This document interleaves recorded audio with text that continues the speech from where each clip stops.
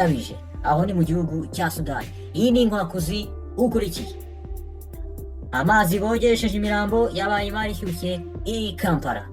Ikinyamakuru inkuru iri ku kinyamakuru bwiza.com iravuga ko amazi yakoreshejwe mu koza imirambo mu bitaro bitandukanye no mu ngo yabaye Imari ishyushye, haba mu mahoteli n'amaresitora yo mu mujyi wa Kampala no mu ngo, kuko ari kwifashishwa mu gukurura abakiriya ndetse no kwigarurira imitima y'abagabo ku bagore.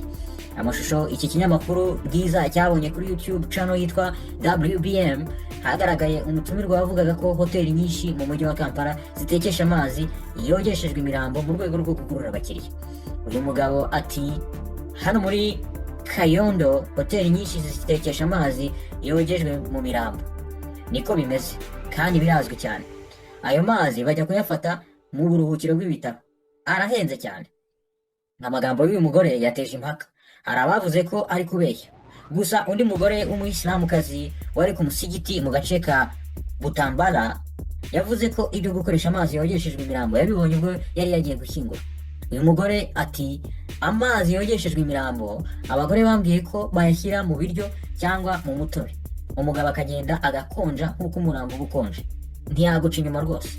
Yakomeje agira ati twagiye gushyingura umudamu mugenzi wacu wari wapfuye, nsohotse gato mbona abagore bagenzi banjye bari kureka amazi twogesheje umurambo.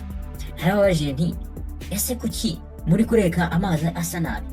Aransubije ngo ayo mazi si mabi, ahubwo niwe utabizi. Aya mazi atwishyuriye minervari z'abana.